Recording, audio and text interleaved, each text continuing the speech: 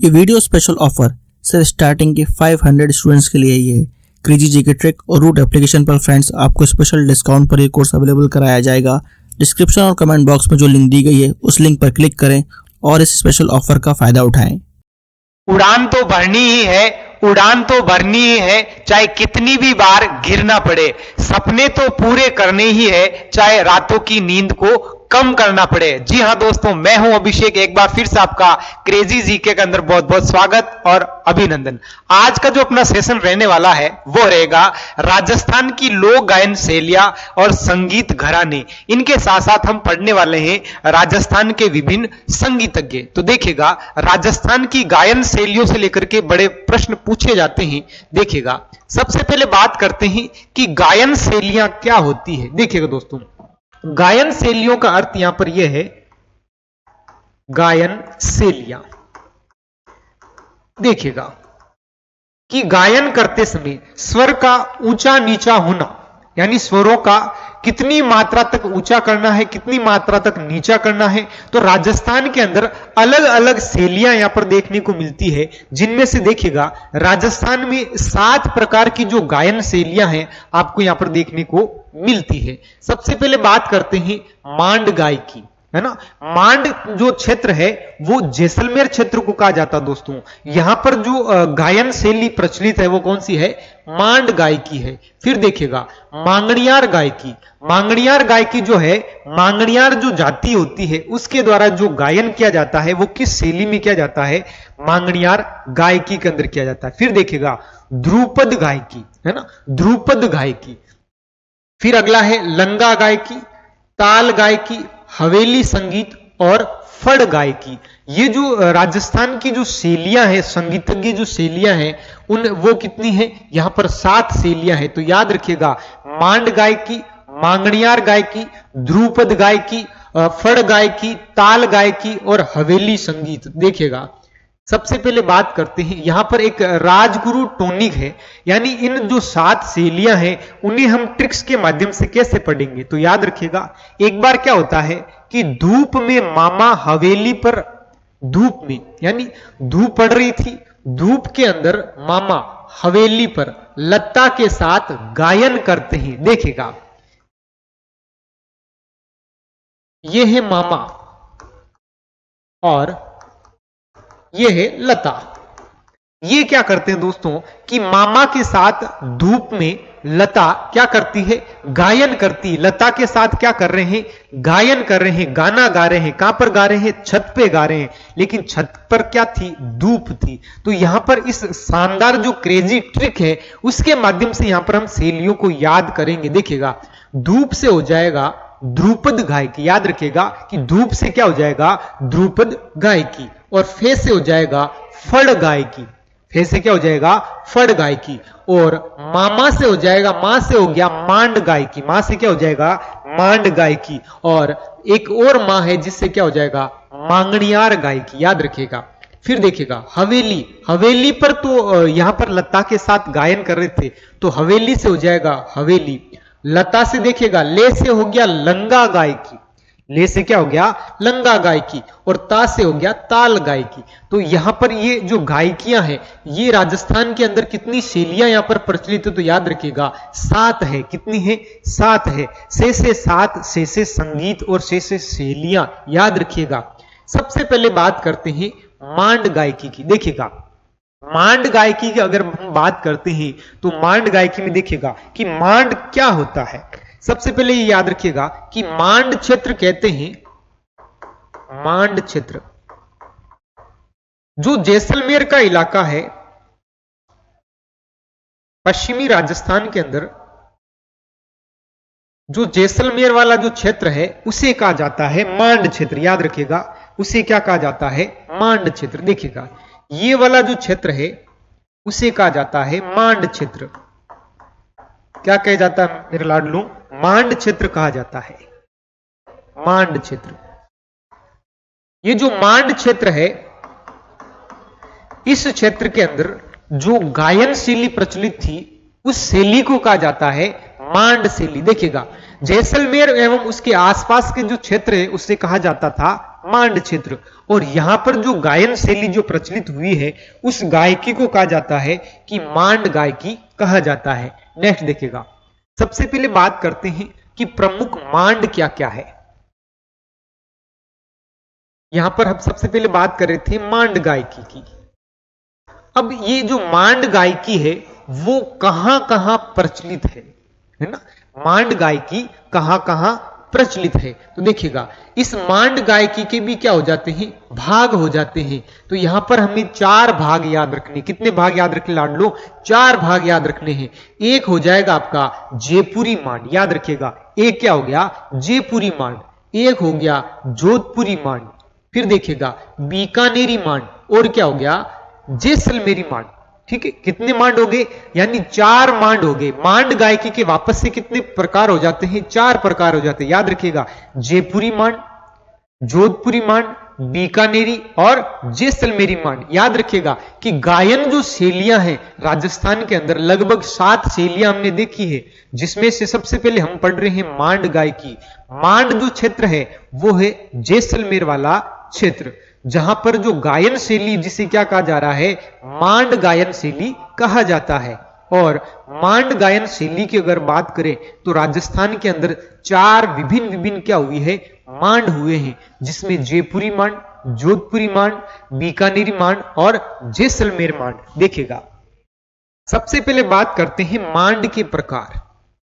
मांड कितने प्रकार का होता है? ये तो क्षेत्र हुए कि कहां कहां पर मांड गायकियां प्रचलित है। लेकिन अगर मांड गायकी के जो प्रकार देखेंगे हम कि ये कितने टाइप से यहां पर मांड गायकी होती है, तो देखिएगा, एक होती शुद्ध मांड, सामेरी मांड, आसा मांड और सुख मांड।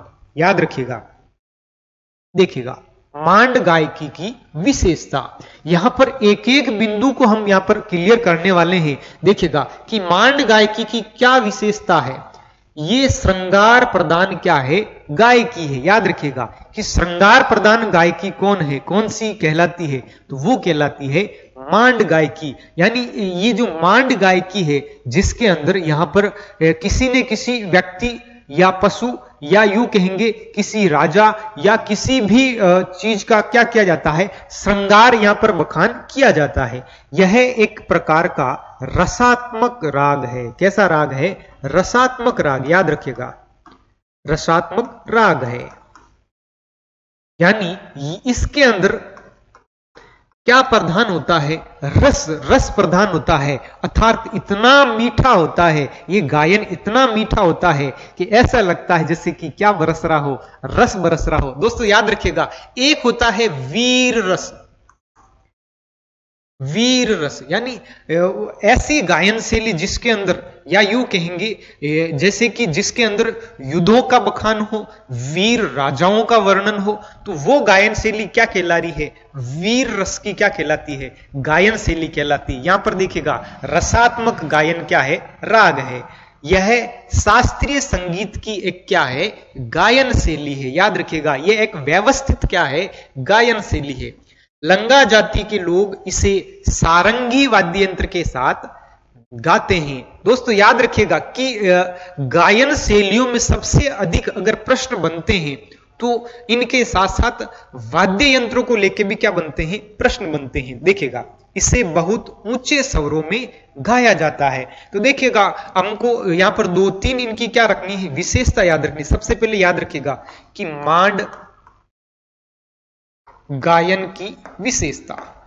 मांड गायन की विशेषता याद रखिएगा कि मांड गायन की विशेषता जिनमें प्रमुखता से हमें याद रखना है कि यह एक शास्त्रीय संगीत का क्या है?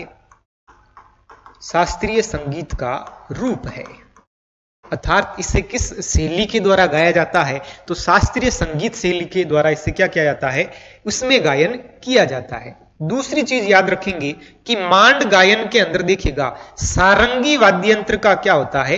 प्रयोग होता है। तो यहां पर वाद्य यंत्र यहां पर इंपोर्टेंट हो जाता है कि सारंगी वाद्य यंत्र का संबंध किस गायन शैली से है? तो याद रखिएगा कि सारंगी वाद्य यंत्र का संबंध किससे है? मांड गायन शैली से है। फिर देखिएगा यहां पर ये रस पूछा जा सकता है कि किस राग में इसे गाया जाता है। तो याद रखिएगा रसात्मक राग में इसे क्या किया जाता है? गाया जाता है। तो मित्रों देखिएगा ये आपको 3 विशेषता यहां पर इंपोर्टेंट क्या रखनी है? याद रखनी है। फिर से देखिएगा शास्त्रीय संगीत का क्या है? रूप है। किस वाद्य यंत्र का प्रयोग होता है? सारंगी का क्या होता है? प्रयोग होता है। राग क्या हो जाएगा? रसात्मक राग है।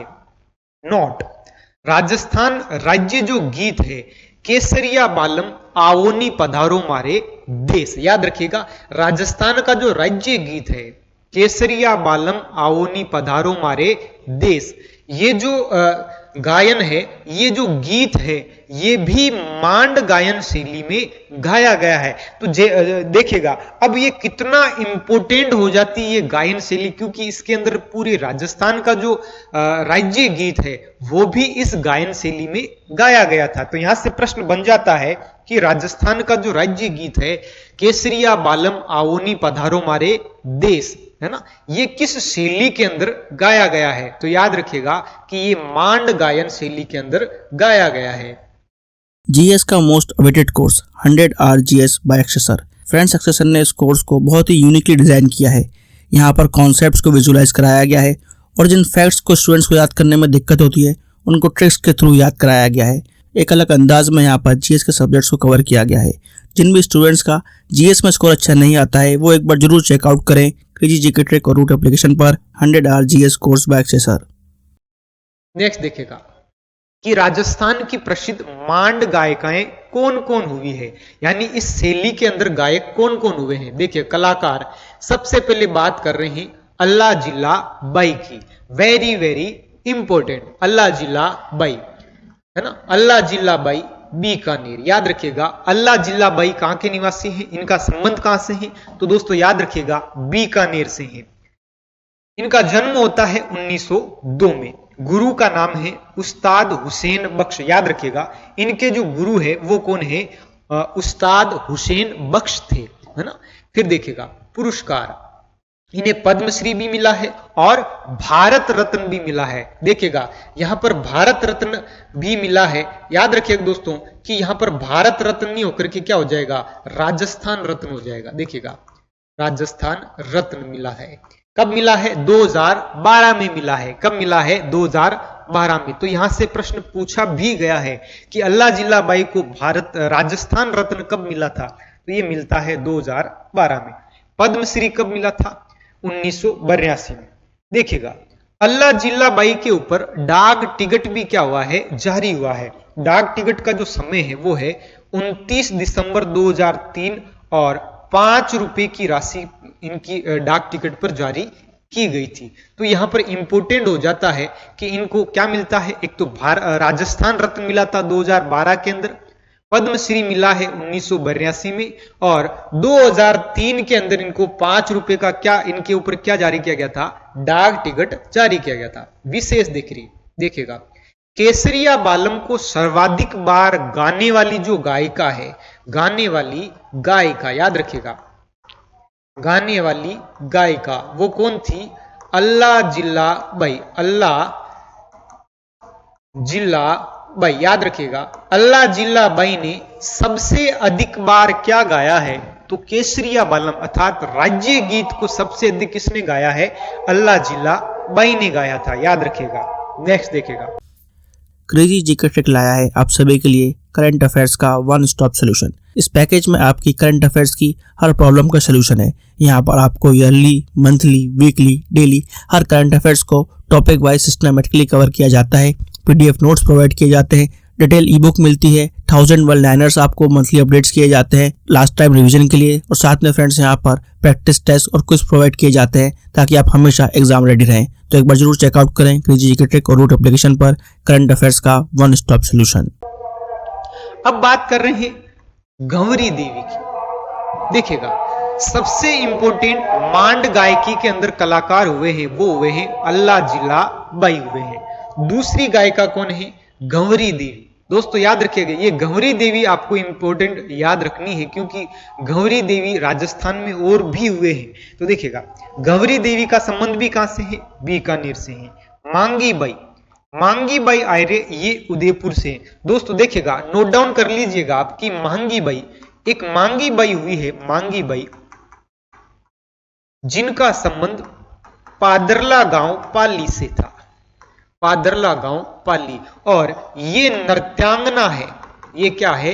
नृत्यांगना है। और इन्होंने नृत्य किया था तेरे ताली नृत्य। याद रखिएगा, इन्होंने नृत्य कौन सा किया था? तेरे ताली नृत्य। उनका नाम भी क्या है?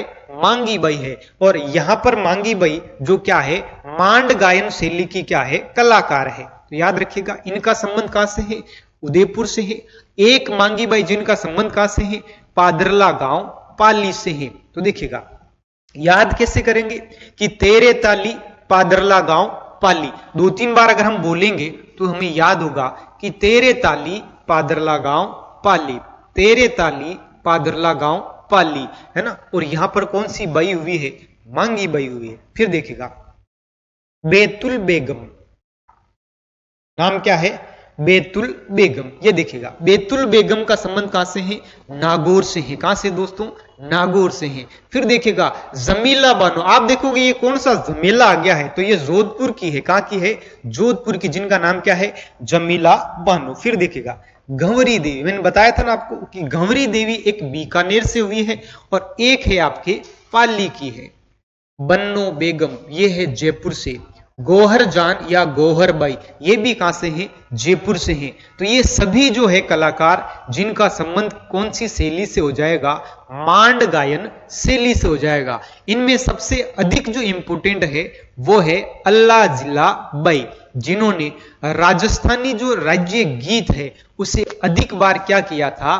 गाया था। देखिएगा, अब बात करेंगे मांगणियार गायकी से। देखिएगा दोस्तों, सबसे पहले हमने बात की है यहां पर मांड गायकी से। देखिएगा,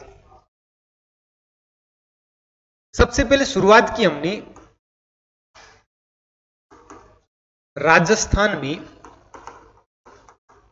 गायन शैलियां। आज का हमारा जो टॉपिक था वो ये है कि राजस्थान में प्रमुख गायन शैलियां। देखिएगा, गायन शैलियों की जब हमने बात की थी उसमें ये बताया था कि शैलियां यहां पर हमने कितने प्रकार की पढ़ी है? 7 प्रकार देखे हैं। देखिएगा, एक बार समझ लेते हैं कितने प्रकार देखे हैं। 7 प्रकार हमने यहां पर देखे हैं। और उसके लिए हमने एक क्रेजी ट्रिक्स बनाई थी, वो ये थी, देखिएगा, धूप में मामा लता के साथ हवेली पर क्या गाता है? संगीत गाता है। याद रखिएगा, हमने ये बनाई थी ना कि धूप में मामा लता के साथ हवेली पर क्या करता है? गायन करता है, या संगीत का क्या करता है? गायन करता है। तो देखिएगा, सबसे पहले हमने देखिएगा ध्रुपद गायकी, एक शैली जिसका नाम क्या है? ध्रुपद गायकी। याद रखिएगा। फिर देखिएगा, ध्रुपद गायकी की बाद में बात करते हैं, पे से हो गया फड़ गायकी। पे से क्या हो गया? फड़ गायकी। फिर देखिएगा, मैं मां से मांगणियार गायकी, मांगणियार गायकी, है ना। फिर देखिएगा कि मामा, मां से क्या हो गया? मांड गायकी, मांड गायकी। देखिएगा, मांड गायकी। एक एक चीज को यहां पर हम क्लियर करने वाले हैं, क्योंकि ये एक बड़े पेचीदे टॉपिक होते हैं। क्योंकि हम जब भी एग्जाम देने जाते हैं इन टॉपिक को हम, जैसे साहित्य हुए, ये लोक नाट्य हुए, लोक गायन शैलियां हुई, इन टॉपिकों को हम टच भी नहीं करते हैं, लेकिन इसे रोचक तरीके से हम पढ़ने वाले हैं। देखिएगा, ध्रुपद गायकी, फड़ गायकी, मांगणियार गायकी, मांड गायकी, और ले से हो गया लंगा गायकी। याद रखिएगा, लंगा गायकी। और ता से हो गया ताल गायकी। देखिएगा, ता से क्या हो गया? ताल गायकी। याद रखिएगा, ता से क्या हो गया? ताल गायकी। फिर देखिएगा, फिर है हवेली, हवेली संगीत। ये भी एक गायन शैली का क्या है? प्रकार है। तो देखिएगा, ये कितनी हुई?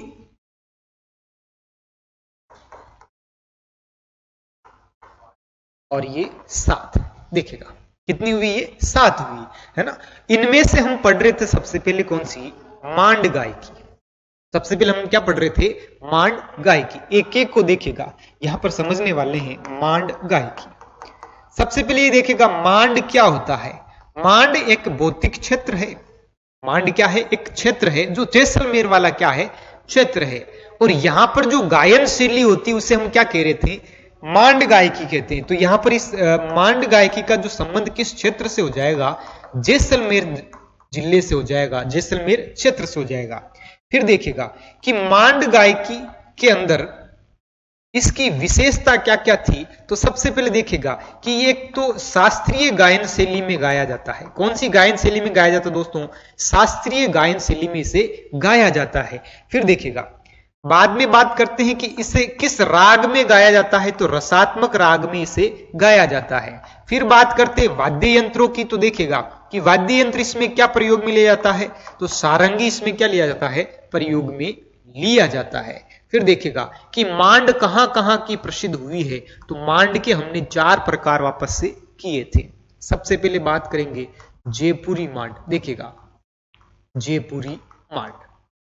फिर देखिएगा जयपुर के बाद में याद रखना है जोधपुर, जयपुर जोधपुरी मांड। और जोधपुरी मांड के बाद में देखिएगा बीकानेर मांड, बीकानेर मांड, ठीक है। फिर बात कर रहे हैं जैसलमेर मांड, जैसलमेरी मांड। ये देखिएगा यहां पर हमने मांड गायकी की क्या की है, प्रकार, यानी कहां कहां की प्रसिद्ध ये शैलियां प्रचलन में है वो देखा था। यहां पर विशेषताओं की बात कर रहे हैं।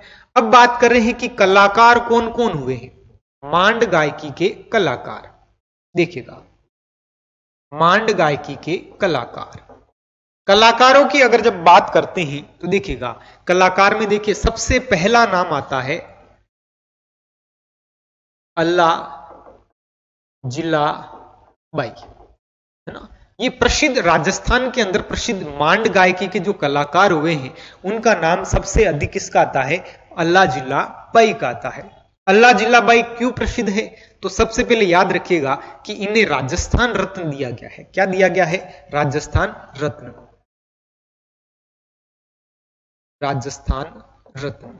कब दिया गया था, 2012 में। याद रखिएगा कब दिया गया था, 2012 में दिया गया था। क्या इन्हें पद्मश्री भी दिया गया था, हाँ इन्हें क्या दिया गया है दोस्तों, कि मांड गायन शैली के अंदर पद्मश्री कब दिया गया था, 1982 में। याद रखिएगा 1982 में इनको क्या दिया गया था, मांड गायकी के अंदर पद्मश्री अवार्ड दिया गया था। क्या इनके ऊपर डाक टिकट भी जारी हुआ था, 2003 में। याद रखिएगा 2003 में, लेकिन रुपए कितने हैं, 5 रुपए। 2003 और रुपए कितने हैं, 5 रुपए का इन पर क्या हुआ है, डाक टिकट जारी हुआ था। तो ये आपको याद रखने हैं कौन सी गायन में, मांड गायल शैली में। नेक्स्ट देखिएगा, अब यहां पर नेक्स्ट बात कर रहे हैं मांगणियार गायकी। नेक्स्ट गायकी कौन सी है, मांगणियार गायकी। सबसे पहले इजीली इसको समझे कि मांगणियार क्या है। दोस्तों याद रखिएगा कि मांगणियार जो है एक गायन जाति है ना, यानी गायन करने वाली क्या है, एक जाति विशेष है। तो यहां पर एक जाति जिसका नाम है मांगणियार जाति। तो इसके द्वारा जो गायन किया जाता है वो शैली में गायन किया जाता है, जिसे हम क्या कह रहे हैं, मांगणियार गायकी कह रहे हैं। परिचय देखिएगा, मांगणियार एक मुस्लिम जाति है। कैसी जाति है, मुस्लिम जाति है, जो मूलतः सिंध प्रांत की है। यानी कौन से प्रांत की है, ये सिंध प्रांत की है। इस जाति का जो मुख्य व्यवसाय है वो है गायन और वादन, यानी गाना और बजाना, ठीक है। इनका संबंध कहां से है, तो इनका संबंध कहां से है, सिंध से है। याद रखिएगा संबंध कहां से है, सिंध से।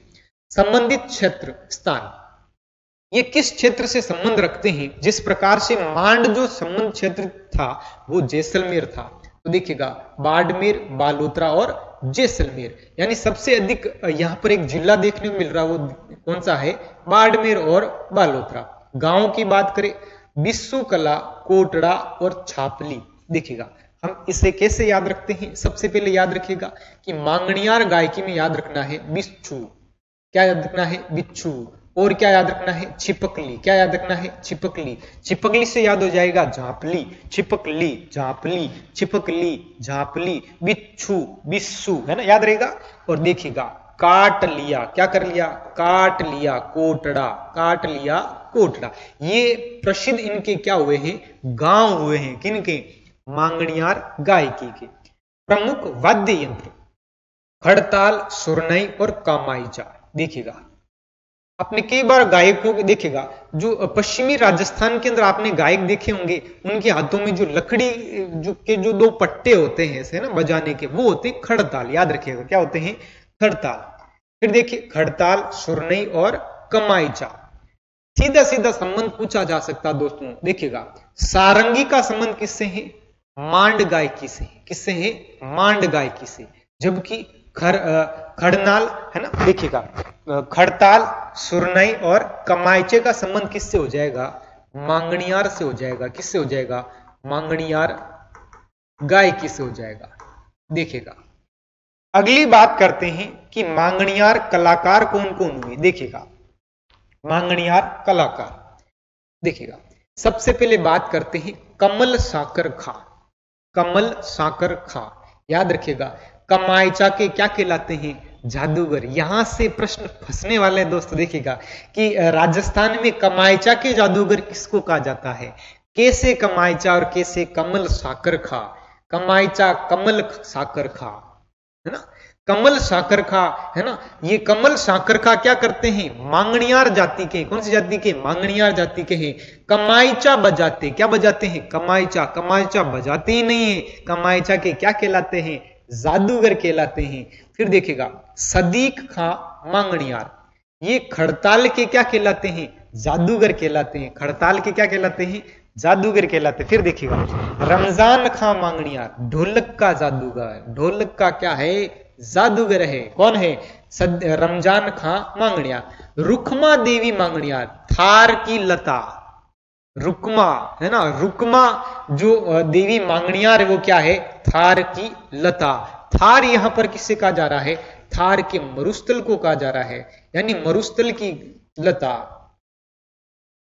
जो पश्चिमी राजस्थान है, पश्चिमी राजस्थान, पश्चिमी राजस्थान जिसके अंदर थार का क्या है, मरुस्थल। तो थार की लता किसे कहा जा रहा है, रुक्मा देवी को कहा जाता है। किसको कहा जाता है, रुक्मा देवी। देखिए इसे हम ऐसे याद रखेंगे, थार की लता। लता होती है बेल, लता क्या होती है, बेल। और बेल को थोड़ी देर के लिए हम याद रखेंगे रूकड़ी। राजस्थान में हम इसे क्या कह रहे हैं, रूकड़ी। थार की रूकड़ी, थार की रूकड़ी, है ना। रूकड़ी से याद रखेंगे रुक्मा, रूकड़ी से क्या याद रखेंगे, रुक्मा। तो यहां पर याद रखिएगा थार की लता, रुक्मा देवी। फिर है कि ढोलक का जादूगर रमजान खां मांगणियार, खड़ताल का जादूगर सदीक खां मांगणियार, और कामाईचे को कौन था, कमल खां साकर खां। याद रखिएगा लाखा खां मांगणियार संबंध और अलका देवी और गाजी खां, ये अलग क्या हुए हैं, अन्य मांगणियार गायक हुए हैं। फिर देखिएगा सिविल सर्विसेज के लिए सबसे affordable course friends crazy GK trick और रूट एप्लीकेशन पर अवेलेबल है आरएम 2.0। इस कोर्स के अंदर जीएस के सभी इंपॉर्टेंट सब्जेक्ट्स को डिटेल में कवर किया गया है। साथ साथ फ्रेंड्स यहाँ पर आपको आंसर राइटिंग की प्रैक्टिस कराई जाती है, इंडिविजुअल मेंटरशिप दी जाती है, और सिविल सर्विसेज को क्रैक करने के लिए क्या बेस्ट स्ट्रेटेजी हो सकती है इस पर भी बात की जाती है। तो एक बार जरूर चेकआउट करें क्रेजी जीके ट्रिक का civil services foundation batch RM 2.0। Next देखिएगा पुरस्कार की पद्मश्री अवार्ड कब दिया गया था, 2012 में। यानी मांगणियार गायन शैली के अंदर किसे किसे अवार्ड दिया गया था। तो देखिएगा कमल साकर खां को यहां पर पद्मश्री दिया गया था। कब दिया गया था, 2012 में दिया गया था। किसको दिया गया था, कमल साकर खां को, जिससे हम क्या कह रहे थे, कामाईचा के जादूगर। कामाईचा के जादूगर, याद रखिएगा कामाईचा के जादूगर किसे कहा जा रहा है, कमल साकर खां को कहा जाता है, जिनको 2012 में क्या दिया गया था, पद्मश्री अवार्ड दिया गया था। फिर देखिएगा 2021 में लाखा खां मांगणियार को, लाखा खां मांगणियार को क्या दिया गया था, पद्मश्री दिया गया था। लेकिन पूछा जा सकता है कौन सी गायन शैली में इनको दिया जाता है, तो मांगणियार गायन शैली के ये क्या है, कलाकार है। याद रखिएगा, मांगणियार गायन शैली का क्या है? कलाकार है। अब बात कर लेते हैं विशेषताओं की। इस शैली में 6 राग 36 रागनियों का क्या होता है? प्रयोग होता है। यहां से प्रश्न पूछा जा सकता है कि वह राजस्थान की गायन शैली जिसमें 6 राग और 36 रागनियों का क्या होता है?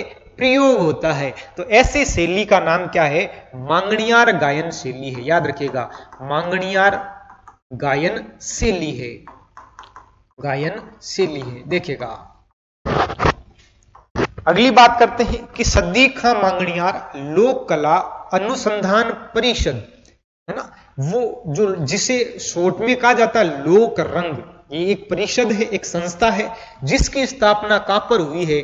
जयपुर के अंदर हुई है दोस्तों। और कब हुई थी? 2002 में हुई है। कब की गई थी? 2002 में। तो ये 2 फैक्ट आपको याद रखने हैं। पहला फैक्ट ये है कि राजस्थान के अंदर जो मांगणियार शैली है जिसमें 6 तो राग होते हैं और 36 क्या होती है? रागणियां होती है। रागणियां कितनी होती है? 36 होती है। जबकि अगर पूछ लिया जाए लोकरंग परिषद की स्थापना कहां पर हुई थी, तो याद रखिएगा जयपुर के अंदर हुई है। कब हुई है? 2002 में हुई है। नेक्स्ट देखिएगा, अब बात कर रहे हैं ध्रुपद गायकी की।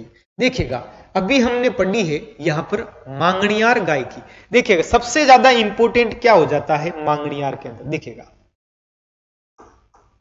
मांगणियार गायकी। देखिएगा, एक तो आपको क्षेत्र याद रखना है। क्षेत्र हो जाता आपका बालोतरा, बाड़मेर और जैसलमेर। बाड़मेर और जैसलमेर। एक याद रखना है आपको, वाद्य यंत्र। वाद्य यंत्र। देखिएगा, प्रश्न कहां कहां से बनते हैं वो भी हम आपको बताने वाले हैं। देखिएगा कि वाद्य यंत्र याद रखिएगा कि मांगणियार गायकी के अंदर वाद्य यंत्र एक तो होता है खड़ताल,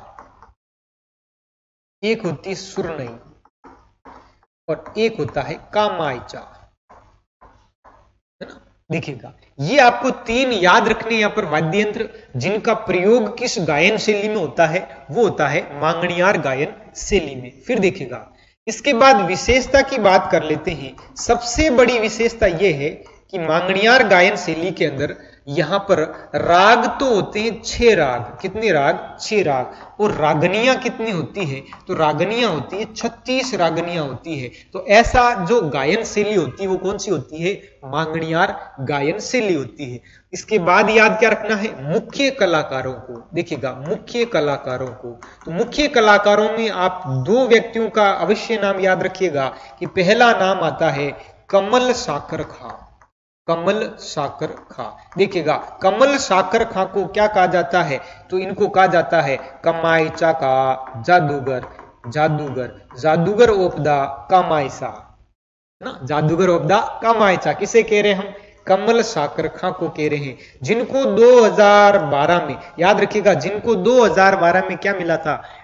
मांगणियार शैली के अंदर, गायन शैली में क्या मिला है? पद्मश्री अवार्ड मिला है।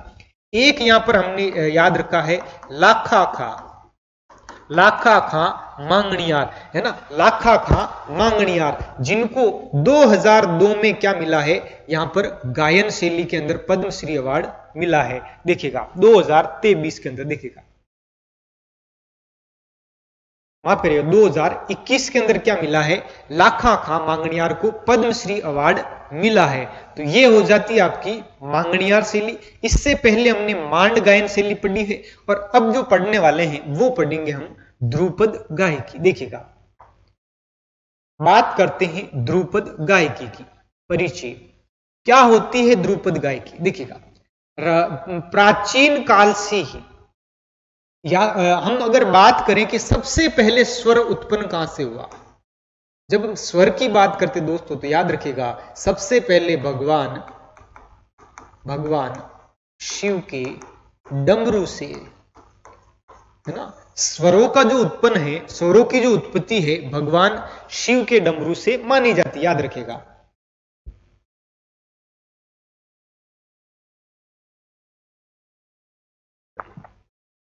देखिएगा कि भगवान शिव के डमरू से स्वरों की क्या होती है? उत्पत्ति होती है। और प्राचीन काल से ही एक नृत्य प्रसिद्ध हुआ है, एक गायन हुआ है, उसका नाम है शास्त्रीय गायन। कौन सा गायन? शास्त्रीय गायन।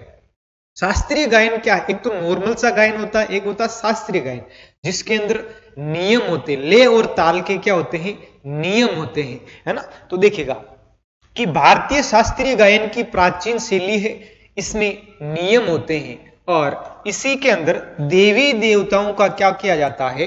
वर्णन किया जाता है। और देवी देवताओं के साथ साथ राजा महाराजाओं की प्रशस्तियों आदि विषय पर क्या है? ये आधारित है। तो सिंपल सा है कि ध्रुपद गायकी क्या है? तो ध्रुपद गायकी शास्त्रीय गायन शैली की सबसे प्राचीन क्या है? विद्या है, जिसके अंदर देवी देवताओं के साथ साथ राजा महाराजाओं का बखान या गायन किया जाता है। इतनी सी बात है, ठीक है। फिर देखिएगा इसकी उत्पत्ति कहां से मानी जाती है? ग्वालियर से मानी जाती है। यहां से प्रश्न पूछा जा सकता है दोस्तों कि ध्रुपद गायकी का जो उत्पत्ति स्थल है वो किसे माना जाता है? तो यहां पर याद रखिएगा ग्वालियर से माना जाता है। और ग्वालियर में किसके द्वारा ये यहां पर सबसे पहले गायन शैली प्रारंभ करवाई जाती है? तो यहाँ के राजा हुए जिनका नाम था मान सिंह तोमर। याद रखिएगा नाम क्या था? मान सिंह तोमर। कहां के राजा है? ग्वालियर के हैं। तो फिर इसे हम राजस्थान में क्यों पढ़ रहे हैं? उसका कारण देखिएगा कि अन्य नाम ध्रुपद गायकी को और क्या कहा जाता है? मर्दाना राम, है ना। कौन सा राग? मर्दाना राग। याद रखिएगा मर्दाना राग। कौन सा राग? मर्दाना राग। यानी ये एक मर्दाना राग है। कैसा राग है? मर्दाना, ठीक है। फिर बात करते हैं वाद्य यंत्र। मर्दाना से याद रखेंगे मृदंग। क्या याद रखेंगे? मृदंग। ये एक ढोलक का प्रकार है। किसका प्रकार है? ढोलक का। प्रमुख ताल। ध्रुपद गायकी के अंदर कौन कौन से तालों का प्रयोग होता है? तो देखिएगा ब्रह्मा, सूल, लक्ष्मी, त्रिवा, चौताल और मत, है ना। तो ऐसे अगर एग्जाम में आ गया तो हवा ही नहीं लगने वाली है कि ये क्या है। तो देखिएगा ब्रह्मा, सूल और लक्ष्मी। सबसे पहले देखिएगा ब्रह्मा है, लक्ष्मी है और क्या है? इनके हाथ में क्या है? त्रिशूल है ना। इनके हाथ में क्या है? त्रिशूल। देखिए ब्रह्मा है, लक्ष्मी है, इनके हाथ में क्या है? त्रिशूल है। त्रिशूल को हमने क्या किया था कि सबसे पहले तीव्र गति से क्या किया था? 4 बार ताल मारी थी। क्या मारी थी? ताल मारी थी। तब जाकर के 4 बार ही क्यों मारी थी? क्योंकि सभी राजाओं का यही मत था कि कम से कम कितनी बार ताल दो? 4 बार तो क्या देनी है? ताल देनी है। एक तरफ कितनी बार ताल देनी है? 4 बार ताल देनी है। तो देखिएगा हम याद रखेंगे, एक थे ब्रह्मा, लक्ष्मी, है ना, और इनके हाथ में क्या है? त्रिशूल है। फिर देखिएगा त्रिशूल के बाद इन्होंने क्या किया कि त्रिशूल को कौन सी गति से? तीव्र गति से फेंका। कौन सी गति से फेंका? तीव्र गति से फेंका। और जैसे फेंका था और सभी का मत ये निकल के आया कि ताल कितनी देनी है? 4 ताल देनी है। सभी का क्या निकल के आया था? मत निकल के आया था। देखिएगा ब्रह्मा, लक्ष्मी, सूल, है ना। त्रिशूल से क्या हो गया? सूल।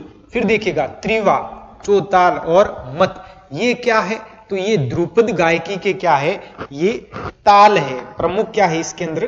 ताल है। याद रखिएगा प्रमुख प्रकार कितने टाइप्स के होते हैं, है ना। ध्रुपद गायकी कितने प्रकार की होती है? देखिएगा 4 प्रकार की। स्थायी भी होती है, अंतरा होती है, एक तो बिल्कुल स्थायी होती है, एक अंतरा होती है, एक संचारी होती और एक आभोग होती है। तो याद रखिएगा कितने प्रकार हैं? 4 प्रकार है। स्थायी है, अंतरा है, आभोग है और क्या है? संचारी है। अगर आप मैथ्स के हर टॉपिक को कॉन्सेप्चुअली पढ़ना चाहते हैं और जल्द से जल्द हर क्वेश्चन को सॉल्व करना चाहते हैं तो फ्रेंड्स क्रेजी जीके ट्रिक और रूट एप्लीकेशन पर मैथमेटिक्स का कंप्लीट फाउंडेशन बैच अवेलेबल है, जहां पर मैथ्स, अर्थमेटिक और एडवांस दोनों ही कवर किए गए हैं।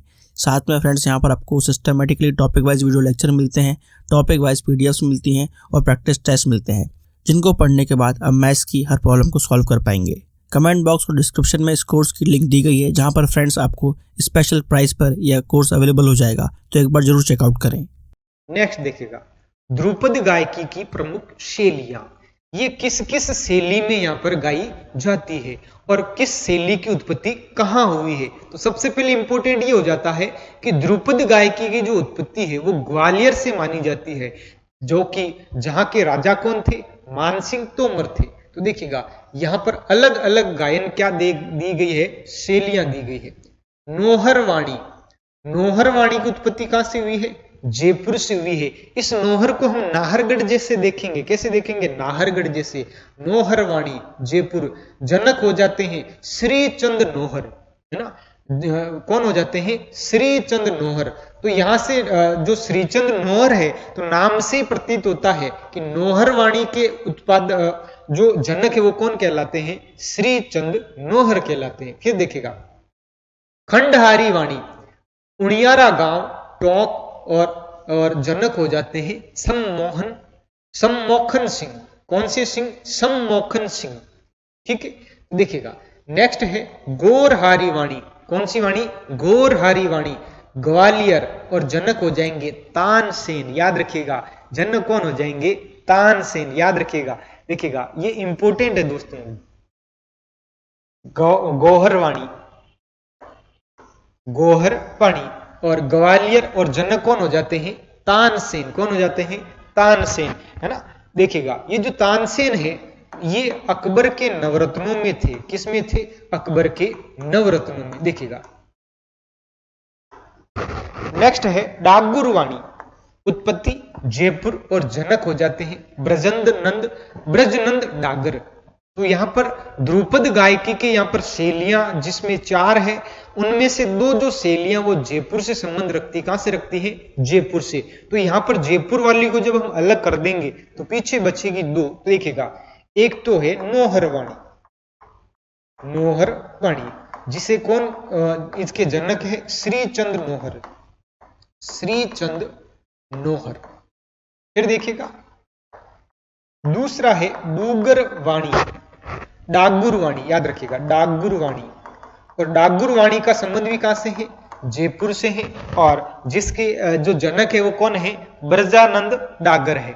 फिर बच्ची कितनी, 2 बचती है, एक ग्वालियर वाली है और ग्वालियर वाली का नाम क्या है, गोरहारी वाणी। कौन सी हारी, गोरहारी वाणी, और जनक कौन है, तानसेन है। फिर बच्ची कितनी, केवल 1, खंडहारी। उड़ियारा, और उड़ियारा कहां पर है, टोंक में है, जिसके जनक कौन है, सम्मोहन सिंह। कौन है, सम्मोहन सिंह। नेक्स्ट देखिएगा राजगुरु टॉनिक। यहां पर ध्रुपद गायकी को लेकर इंपोर्टेंट फैक्ट क्या बनते हैं वो यहां पर देखते हैं। देखिएगा ध्रुपद गायन शैली सामवेद का संगीत है, यानी वेद कितने हुए हैं, 4 हुए हैं। उनमें से देखिएगा वेदों की संख्या कितनी है, 4। ऋग्वेद, सामवेद, अथर्ववेद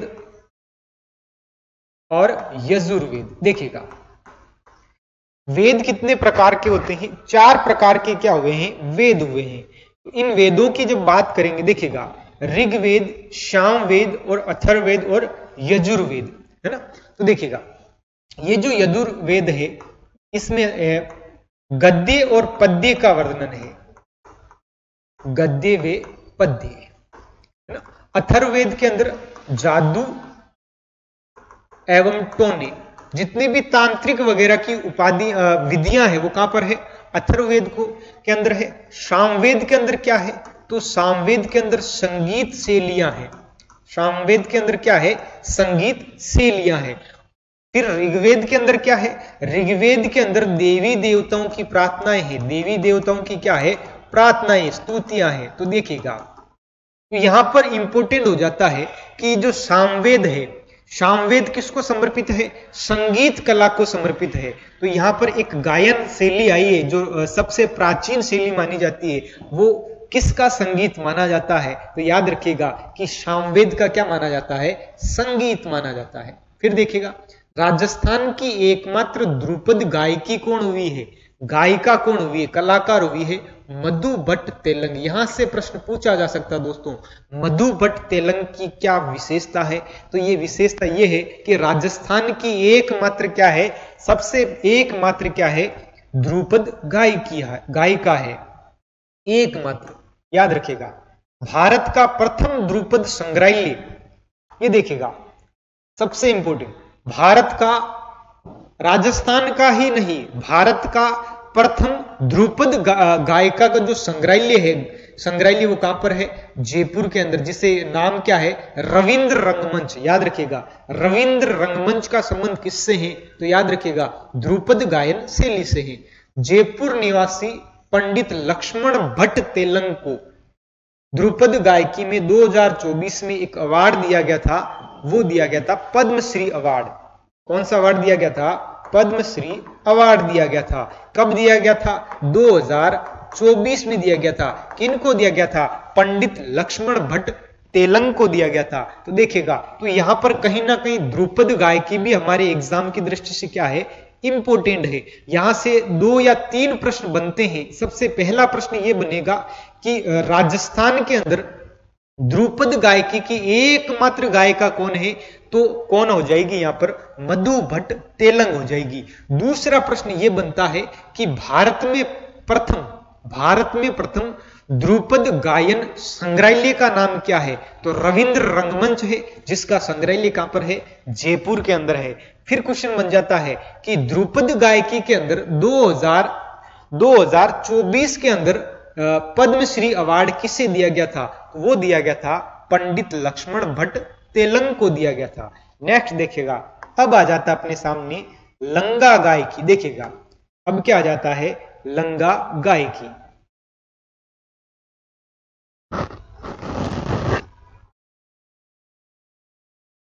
ये देखिएगा क्या आ जाता है? लंगा गायकी। सबसे पहले इजीली इसको समझे कि क्या होता है लंगा। लंगा क्या होता है? तो लंगा एक जाति है। जैसे मांगणियार क्या थी? जाति है। वैसे ही एक जाति है लंगा, जिनका मुख्य जो व्यवसाय है गायन और वादन है। देखिएगा, ये पश्चिमी राजस्थान की पेशेवर संगीतज्ञ जातियां हैं, है ना, जाति समुदाय है जो मुस्लिम समुदाय, जो कैसा समुदाय है? मुस्लिम समुदाय। मांगणियार भी क्या था? मुस्लिम समुदाय था, है ना, और लंगा भी क्या है? मुस्लिम समुदाय। ये सर्वाधिक बाड़मेर, बालोतरा और जैसलमेर, जोधपुर में रहती है। तो इनका संबंध भी पश्चिमी राजस्थान से है। राजपूतों के मांगलिक अवसरों पर ये क्या करती है? गायन का कार्य करती है, जिनका नाम क्या है? लंगा गायकी है। अब लंगा गायकी के जनक कौन है? तो सबसे पहले कौन हो जाते हैं? देवीदास द्वारा। याद रखिएगा, देवीदास द्वारा। आपको याद रखना एलडी, क्या याद रखना है? एलडी, है ना। देखिएगा, एल से क्या हो रहा है यहां पर? लंगा गायकी, और जनक कौन हो रहे हैं? देवीदास। देवीदास। प्रमुख वाद्य यंत्र कामायचा, सारंगी और सोरनई। देखिएगा, वाद्य यंत्रों की जब हम बात करते हैं तो सबसे पहले याद रखा था हमने सारंगी। क्या याद रखा दोस्तों? सारंगी। और सारंगी का संबंध किससे था? मांड गायकी से था। कौन सी गायकी से था? मांड गायकी से। उसके बाद हमने बात की थी खड़ताल, खड़ताल के बाद कामायचा और सुरनई। इनका संबंध जो था वो था मांगणियार शैली से, मांगणियार शैली से। फिर देखिएगा, फिर बात यहां पर आई है कामायचा, सारंगी और सुरनई। इनका जो संबंध है वो हो जाता आपका लंगा या लंगा गायन शैली से हो जाता है ना। कौन सी शैली से हो जाता है? लंगा ताल या लंगा गायन शैली से हो जाता है, जिसके जनक कौन है? देवीदास है। और प्रमुख वाद्य यंत्र कामायचा, सारंगी और सुरनई है। वाद्य यंत्रों के आधार पर इन्हें कितने वर्गों में बांटा गया है? 2 वर्गों में बांटा गया है। ये बड़ा पेचीदा यहां से क्या बन जाता है? प्रश्न बन जाता है कि यहां देखिएगा 2 व्यक्ति है ना, लंगा जाति के ही कितने व्यक्ति हैं? 2 व्यक्ति है। ये देखिएगा, मान लेते हैं ये कितने व्यक्ति हैं? 2 व्यक्ति है, और इन दोनों व्यक्तियों के पास में अलग अलग वाद्य यंत्र है। एक के हाथ में है शहनाई, एक के हाथ में क्या है? सुरनई है, और एक के हाथ में क्या है? सारंगी है। एक के हाथ में क्या है? सुरनई है, और एक के हाथ में क्या है? सारंगी है। देखिएगा, सबसे पहले बात करते हैं कि सुरनई, लंगा से संबंधित राग, है ना, लंगा से संबंधित राग कौन कौन से हैं? सामेरी राग है, सोरठ राग, सिंधी राग भी है, मांडवी है, सूब है, आसा है, भैरवी राग में गाया जाता है। तो यहां से इंपोर्टेंट हो जाता है भैरवी राग का संबंध किससे है? लंगा जाति से, याद रखिएगा। साम कल्याण है, मल्हार है, ये इनके क्या कहलाते? प्रमुख राग है। प्रमुख कलाकारों की बात करें, यासीन खां, हुसैन खां, सुमार खां, अल्लादीन, नूर मोहम्मद, करीम खां, याद रखिएगा करीम खां, और कौन है? मोहरदीन लंगा। ये लंगा जाति के प्रमुख क्या हुए हैं? कलाकार हुए हैं, जो लंगा गायन शैली में गाते हैं। नोट, बाड़मेर का बरनवा गांव, याद रखिएगा बाड़मेर का जो बरनवा गांव है वो लंगा संगीत का क्या कहलाता है? मक्का कहलाता है। यहां से प्रश्न बन सकता है कि राजस्थान के अंदर लंगा संगीत का मक्का, याद रखिएगा लंगा संगीत का मक्का, है ना? तो याद रखिएगा लंगा संगीत का मक्का बरनवा गांव। कौन सा गांव? बरनवा गांव। कहां पर है? बाड़मेर में है। कहां पर है? बाड़मेर में है। देखिएगा हम इसे ऐसे याद रखेंगे कि लंगा से याद रखिएगा कि लाई लग जाती है ना? क्या लग जाती है? लाई कहते दोस्तों यहाँ पर आग को। जब आग लगी थी किसके अंदर? मक्के के खेत में। क्या किसमें लगी है?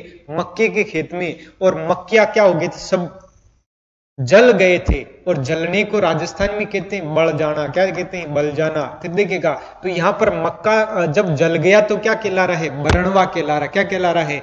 बरनवा। तो बरनवा कहां पर है? बाड़मेर में है, जिसे क्या कहा जाता है राजस्थान में? लंगा जाति का या लंगा गायन शैली का मक्का कहते हैं। नेक्स्ट देखिएगा ताल गायकी। ये थी लंगा गायकी, अब है ताल गायकी। अन्य नाम तालबंदी गायकी, संगीत दंगल, है ना? ताल गायकी, ताल कहते दोस्तों ताल, जो हाथों के द्वारा जब हम बजाते हैं जो स्वर उत्पन्न होता है उसे हम क्या कह रहे हैं? ताल कह रहे हैं। तालबंदी गायकी, संगीत दंगल भी कहते हैं। विकसित, सवाई माधोपुर में ये क्या हुई है? विकसित हुई है। संबंधित स्थान धौलपुर और भरतपुर। तो यूं कह सकते हैं कि पूर्वी राजस्थान के अंदर, कौन से राजस्थान के अंदर? पूर्वी राजस्थान के अंदर, पूर्वी राजस्थान में। अभी तक जो हमने पढ़ी थी वो कौन सी राजस्थान की पढ़ी थी? पश्चिमी राजस्थान की। पश्चिमी राजस्थान का संबंध किस किस से है? तो देखिएगा कि मांड गायन शैली से है, लंगा गायन शैली से है, मांगणियार गायन शैली से है ना?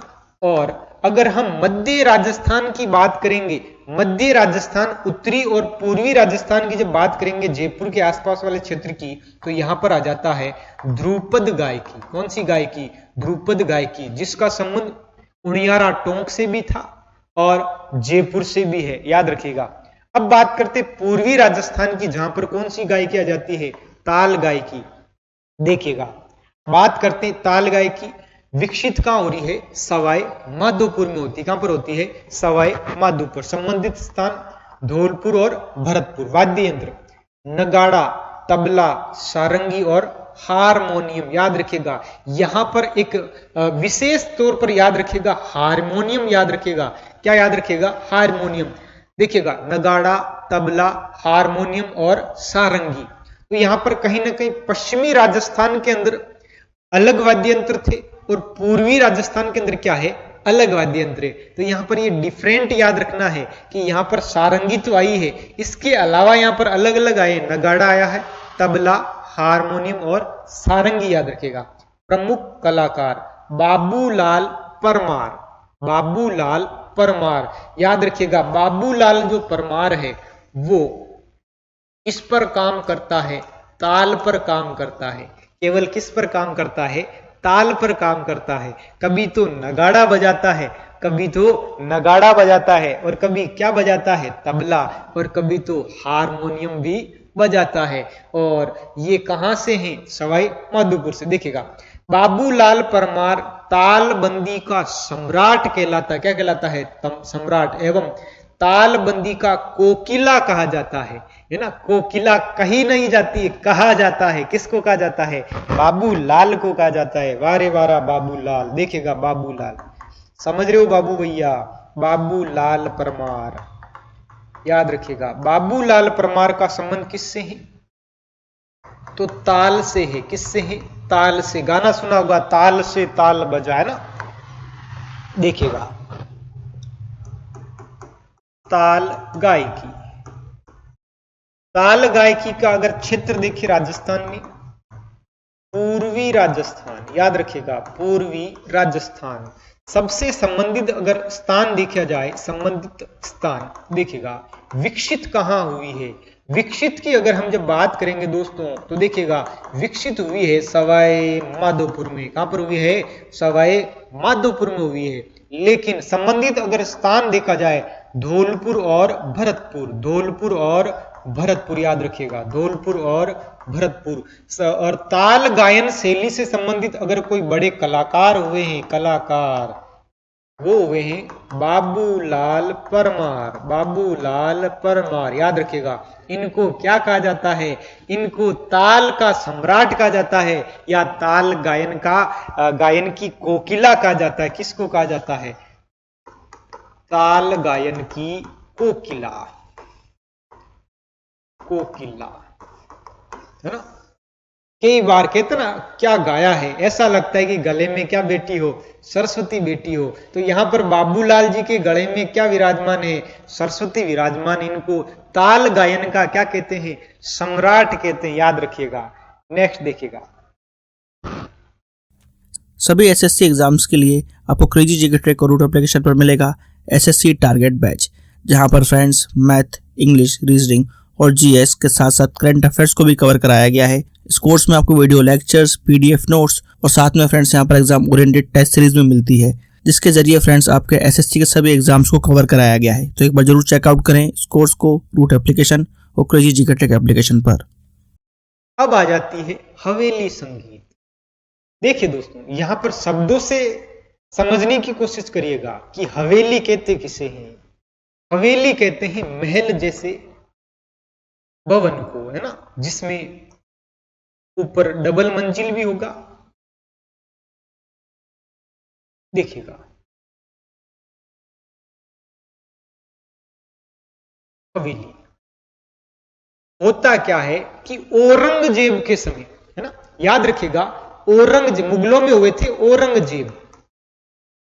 औरंगजेब बड़े एटीट्यूड में रहते थे, सणकी व्यक्ति थे, और मैंने मेरे जीवन में औरंगजेब को पूरा कभी नहीं लिखा है, ऐसा ही लिखा है। क्योंकि औरंगजेब ने क्या किया था कि इन्होंने जितनी भी संगीतज्ञ थे, जितने भी कलाकार थे, चित्रकार थे, इनको ये क्या कर देते हैं? अपने दरबार से निष्कासित कर देते हैं। और जितनी भी गायन शैलियां थी, उन पर भी यहाँ पर औरंगजेब क्या करते हैं? यहाँ पर हस्तक्षेप करते हैं। तो ये कहीं ना कहीं जो संगीतज्ञ जो थे, संगीतज्ञ, या यूं कहेंगे कि जो चित्रकार हुए हैं, वो किन से परेशान थे?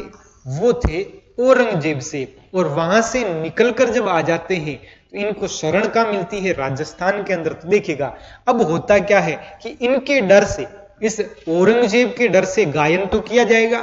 तो गायन क्या हुआ? अब जो विस्तृत गायन था, वो कहीं ना कहीं अब कमरों में बंद हो गया, घरों के अंदर बंद हो गया। यानी मंदिरों में भी जब कब गायन होता था, तो केवल सीमित मात्रा में क्या हो रहा है? गायन हो रहा है। तो देखिएगा, हवेलियों के अंदर अब क्या हो रहा है? संगीत हो रहा है, जिसे हम कौन सा संगीत कह रहे हैं? हवेली संगीत कह रहे। देखिएगा कि बाहरी आक्रमणकारियों के भय से संगीत घरों में और हवेलियों में किया जाना क्या हो गया था? प्रारंभ हो गया था, जिसे हम क्या कह रहे हैं? हवेली संगीत कहते हैं। देखिएगा, स्थान नाथ द्वारा रासमन, यानी सबसे अगर पहले की बात करें कि सबसे अधिक कहां पर हवेली संगीत होता है, वो होता है नाथ द्वारा रासमन में। और फिर कहां हो रहा है? जयपुर और किशनगढ़ में। तो सीधा सीधा यहां से दिख रहा है कि नाथ द्वारा में जो श्रीनाथ जी का जो मंदिर है, जिसे हवेली, यहां पर देखिएगा, जो कृष्ण भगवान का जो मंदिर होता है, उसे ठाकुर जी की क्या कहते हैं? हवेली कहते हैं। और उसके अंदर जो संगीत होता है, उसे हम क्या कहते हैं मेरे लाडलों? हवेली संगीत कहते हैं, याद रखिएगा। तो ये संबंध किस संप्रदाय से रखते हैं? वल्लभ संप्रदाय से, है ना। कौन से संप्रदाय से? वल्लभ संप्रदाय से। तो यहां से दो प्रश्न सीधे सीधे बनते हैं कि हवेली संगीत का संबंध किस संप्रदाय से है? तो याद रखिएगा, वल्लभ संप्रदाय से। किससे है? वल्लभ संप्रदाय से। और हवेली संगीत का जो मुख्य केंद्र है राजस्थान के अंदर, वो किसे माना जाता है? वो माना जाता है नाथद्वारा को। किसको माना जाता है? नाथद्वारा को।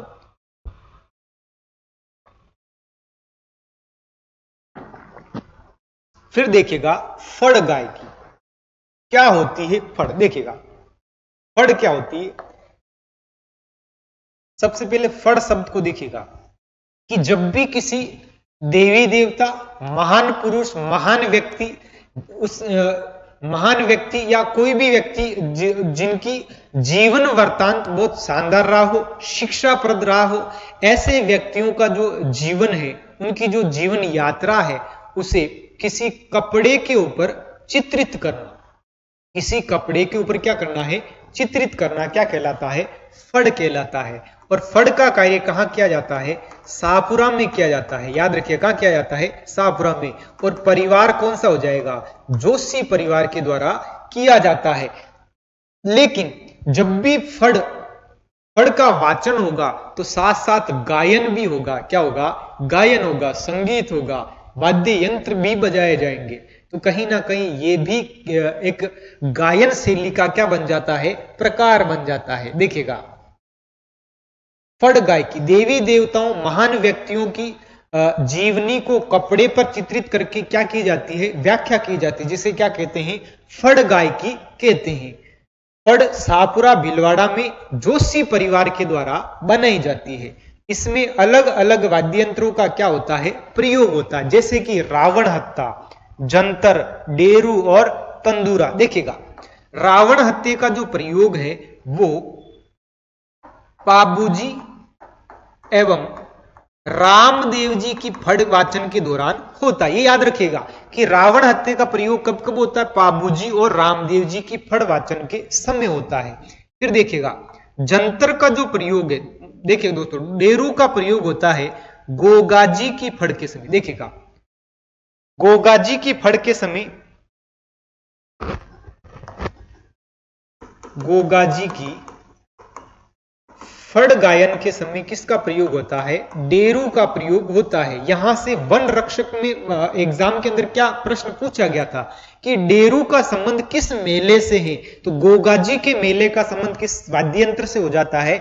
डेरू से हो जाता है। फिर बात करते हैं जंतर की। तो देखिएगा, देव नारायण जी की जो फड़ है, देव नारायण जी की फड़, ये राजस्थान की सबसे प्राचीन फड़ मानी जाती है दोस्तों, सबसे लंबी भी फड़ मानी जाती है ना। इनकी फड़ वाचन के समय क्या बजाया जाता है? जो गुजर भोपे होते हैं वो क्या बजाते हैं? जंतर बजाते हैं। तो देखिएगा, फड़ वाचन के दौरान ये वाद्य यंत्र जरूर याद रखिएगा, रावण हत्ता, जंतर, डेरू और तंदूरा। नेक्स्ट देखिएगा, फड़ गायकी। अब यहां पर हम बात कर रहे हैं प्रमुख संगीत घरानों की। अब तक जो चर्चा की थी दोस्तों, वो हमने की थी प्रमुख गायन शैलियों की। अब बात कर रहे हैं प्रमुख संगीत के जो गायन के जो घराने हैं, यानी किस किस क्षेत्र में किस मुख्य केंद्र यहां पर ये गायन किया जाता था, जिसे हम क्या कह रहे हैं? घराना। देखिएगा, शैलियां और घराना, देखिए दोनों में क्या अंतर है। सबसे पहले देखिएगा, शैलियां और घराना। शैलियां एक विधि है। शैलियां क्या है? विधि है। विधि का अर्थ यहां पर क्या है कि अलग अलग प्रकार से भी हम गा सकते हैं, है ना। और घराना क्या है? इंस्टीट्यूट है, एक सेंटर है, एक क्या है? सेंटर है। वो यहां पर हम देखने वाले हैं। सबसे पहले बात करेंगे जयपुर घराने की। देखिएगा, सबसे पहले किसकी बात करेंगे? जयपुर घराने की। देखिएगा, सबसे पहले बात करेंगे जयपुर घराने की। इसके प्रवर्तक मनरंग भूपत खां सदारंग के क्या है? पुत्र है। प्रारंभ सवाई राम सिंह के समय। देखिएगा, सवाई राम सिंह के समय से क्या किया गया था? प्रारंभ किया गया था। प्रमुख वाद्य यंत्र मृदंग और पखावज। मृदंग और पखावज क्या है? इसमें प्रमुख वाद्य यंत्र। कलाकार मुबारक अली, केसर भाई बुर्डीकर, केसर भाई बुर्जी खां, निवृत्ति बुआ और शरणाई किशोरी अमोनकर, ये यहाँ के क्या हुए हैं? कलाकार हुए हैं। फिर देखिएगा, विशेष मोहम्मद अली खां, मोहम्मद जो अली खां है वो राम सिंह द्वितीय के क्या है, दरबारी संगीतज्ञ थे, है ना, जिनका नाम क्या है, मोहम्मद अली खां। दोस्तों याद रखिएगा कि जब भी गायन शैलियां आ जाए तब सबसे इंपॉर्टेंट नाम राजस्थान के अंदर जयपुर के जो महाराजा हुए हैं राम सिंह द्वितीय, इनका नाम अवश्य आता है। इन्हें कोठी वाले भी कहा जाता है। किनको कहा जाता है, मोहम्मद अली खां को। सवाई राम सिंह को वीणा रज्जब अली खान ने सिखाया था। याद रखिएगा कि जो राम सिंह द्वितीय थे इनको वीणा बजाना किसने सिखाया था, वो सिखाया था रज्जब अली ने सिखाया था। नेक्स्ट देखिएगा, जयपुर घराने के अंदर प्रमुख और कौन कौन से घराने आते हैं वो देखिएगा। एक आता है कथक, सेनिया, बीनकार, पटियाला, अल्लादिया घराना, अतरोली घराना और डागर घराना। तो कहीं ना कहीं ये घराने किसके प्रकार कहलाते हैं, जयपुर घराने के क्या कहलाते हैं, प्रकार कहलाते हैं। पहला प्रकार है कथक घराना, जिनका संबंध कहां से है, जयपुर से है। कथक का अर्थ क्या होता है, कथा कहने वाला, है ना। कथक का अर्थ क्या होता है, कथा कहने वाला। अन्य नाम मंगलमुखी नृत्य, है ना। अगर पूछ लिया जाए मंगलमुखी नृत्य किसे कहा जाता है, वो कहा जाता है कथक नृत्य को।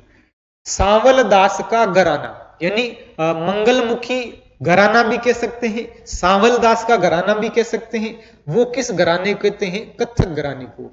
फिर देखिएगा प्रवर्तक, भानुजी जो महाराज हुए हैं, यहां से फर्स्ट ग्रेड के अंदर प्रश्न पूछा गया था फर्स्ट पेपर के अंदर कि भानुजी महाराज का संबंध किस घराने से है। तो याद रखिएगा कथक घराने से किसका संबंध है, भानुजी महाराज से है। वाद्य यंत्र तबला, हारमोनियम और सारंगी यहां पर इसमें बजाई जाती है। नेक्स्ट देखिएगा प्रमुख कलाकार, हम पढ़ रहे हैं कथक के कलाकार।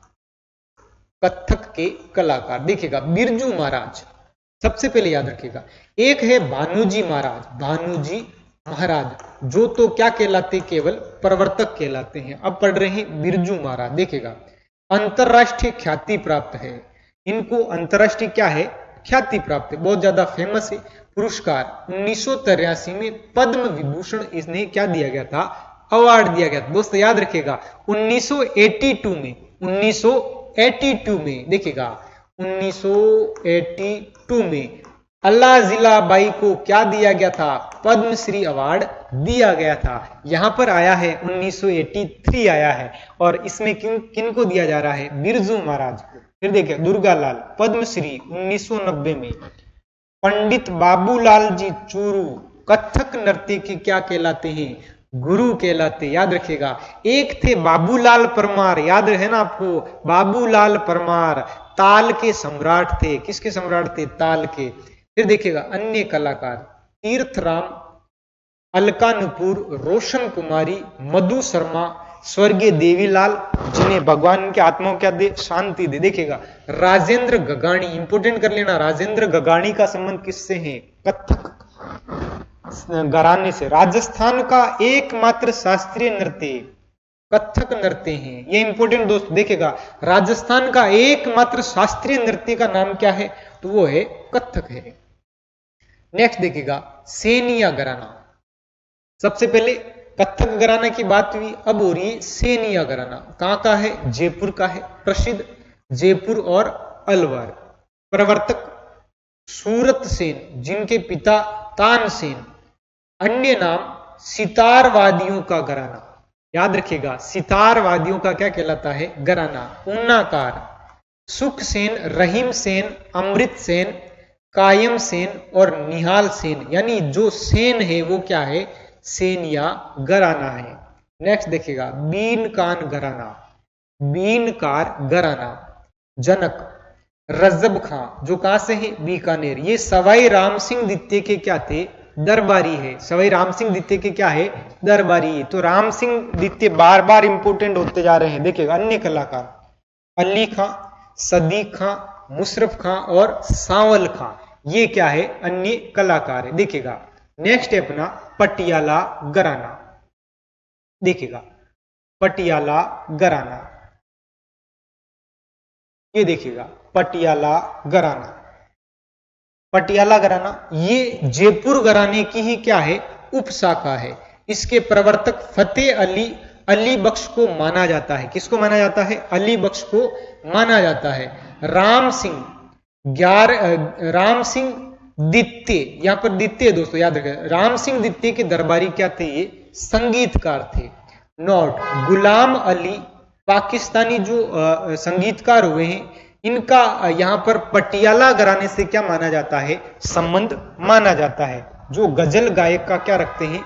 संबंध रखते हैं। देखिए दोस्तों, जो अन्य जो घराने हैं उन्हें हम नेक्स्ट वीडियो के अंदर पढ़ेंगे। तब तक के लिए धन्यवाद।